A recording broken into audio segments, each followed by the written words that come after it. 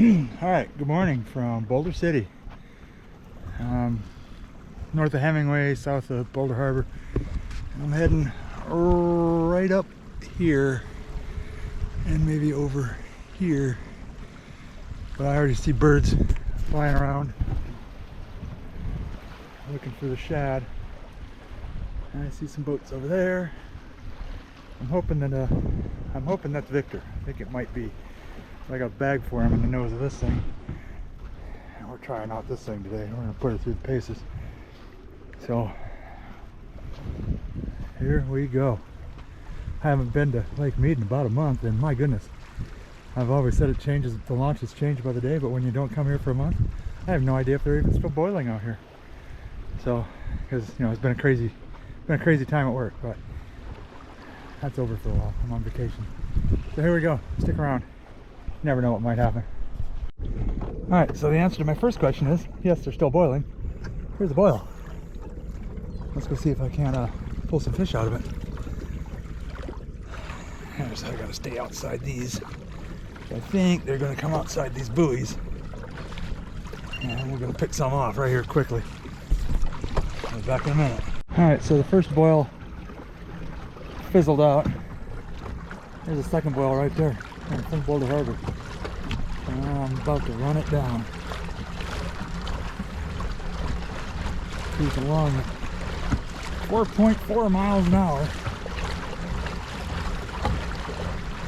Coming up on it pretty quick. Alright, we're gonna catch some fish. Alright, the mighty little native is still yet unskunked, and all both trips I've had it out. The boils are still happening, guys.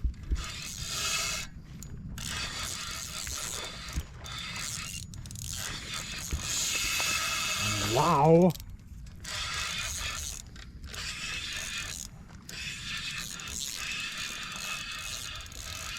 All right, I don't know what I got here, but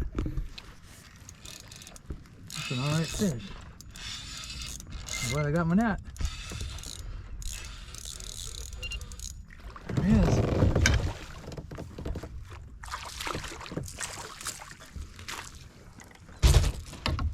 3-pounder ish. No scale, of course. I like Mead. There it is. Alright, here's fishy number, I think 3. I haven't filmed the second one because it hit right at the boat. And that's kind of a nightmare to get it off the line.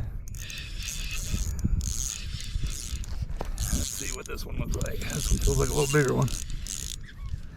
And it's a little bigger one. There's some good fish out here today. There he is. Right there. Yeah, that's not very big. Another one.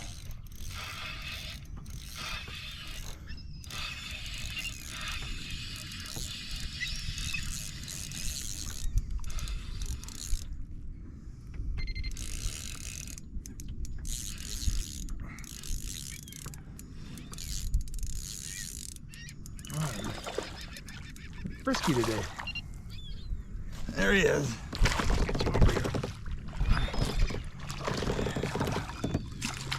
Not very big, but they're very frisky. Alright, here we go again. I think this might be Dave, Tony and Tony over here from that creek. I don't know. I can't tell. I got my hands all full. There's some good fish out here today.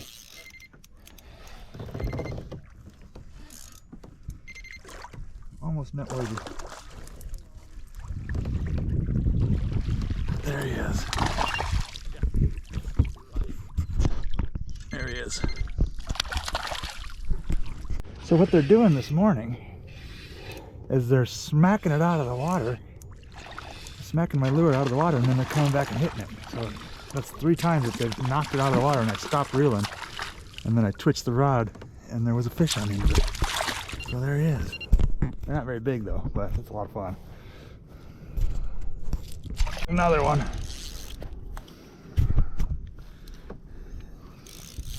They're all right in here. Look at the fish finder. They're not boiling, but they're just so thick. There he is. There's some good ones. Unfortunately, that's not one of them, but there are some good ones out here today. So I got the Go Fish camera out, and look what I'm getting ready to pull it through. That's a lot of fish. So we should definitely have some quality underwater footage. I usually do, but I have never caught a fish on it when it was recording. The one time that I did catch a fish on it, I thought it was recording. I was ecstatic that I caught a fish on it, and I got home and there was nothing on it. It wasn't recording. It turned itself off, and I know I saw the little blue light flashing before I put the cap on it and threw it in the water, but wasn't recording. So that was when it started going bad, and I'm still trying to get a hold of my buddy that's got another one of those for me. So hopefully the one he's got works better than this one, because it doesn't last very long. It lasts about maybe 20 minutes to a half an hour, and it just stops. So anyways, we should have some footage here. I got a bunch of fish today, and I'm out here in the native ultimate FX Propel 13, and like I said before, it's not Pro Angler stable or Autopilot 120 stable, but it's a different kind of stable, and it's very fast. It's very fast. It doesn't have as much initial stability. You can't step in it from the launch. You got to put your butt in it first and then swing your feet in. But after that, you know, and if all goes bad, you just put your feet down, and then you're like really stable, because most of you is below the water line.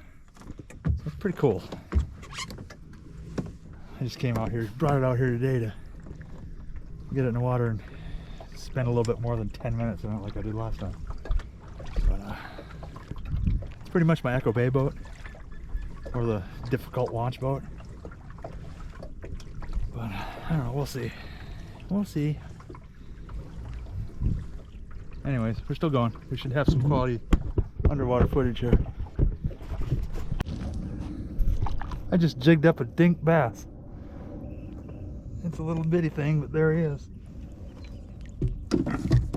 Put my jig on, and that's what happened. Alright, so I put my jig away, grabbed my vicious 110, threw it out where they were jumping, and this happened.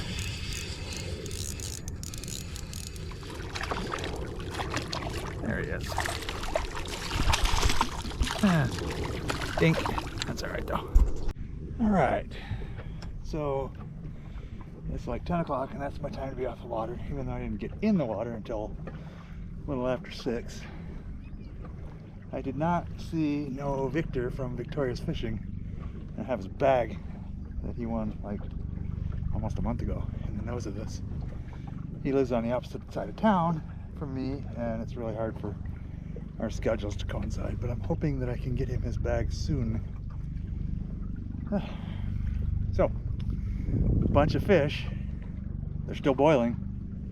They're not boiling right now, or I'd still be catching them. But just a few notes on this native here. This thing is 13.5 feet long. It's 32.5 inches wide. It's got 400 pound weight capacity. I did the steering upgrade on it, and I mean, I have they're sending me it's called the switchblade rudder, or the sling blade rudder, or something. Some new fancy schmancy rudder for it. I'm gonna put that on it, and it only had one anchor trolley on it. It's supposed to have 2. That is arriving today. They've taken care of me really good, even though it was technically a used boat. It's not a used boat, so they're treating it like a new boat, and they're sending me all the stuff I need to make it new. I have the other anchor trolley, which is just like this. But the other side, the really cool thing about that is that's reflective all the way up and down the side of the boat. And I got another one. I think it's getting delivered today. But anyways, yeah, it just takes them, you know. This is, like I said, this is going to be my hard to reach launch boat, like Echo Bay and I don't know, other places. But it's fast. My goodness, it's fast. I'm gonna have to, when I troll with it, I'm gonna have to just constantly be putting in my head to slow down because, all right, look. Let me get her up to 1.8 here, or 1.9, and look how fast I'm pedaling. 2 miles an hour, and the wind's dead calm. There's no wind out here. So it's pretty fast, and it's almost like, I don't know if you can see that. I think they call it lizard lick, but it's very, very similar to First Light Camo from Old Town, so it's very visible. I like that. I like green. But anyways, kind of slacked off on my videos there. I had to because I was working like a crazy person. There's a boiler erupting right there. I should probably go over there and throw at it. Anyways, so we are now 5 away from our Wednesday giveaway. If we get 5 more subscribers in the next couple days, there will be another big old bag of stuff given away. So, you know, like and subscribe. Smash that little dude right over there. And give it a share. And thanks for spending a little bit of your day with me. And I'll see you on the water. Thanks for watching.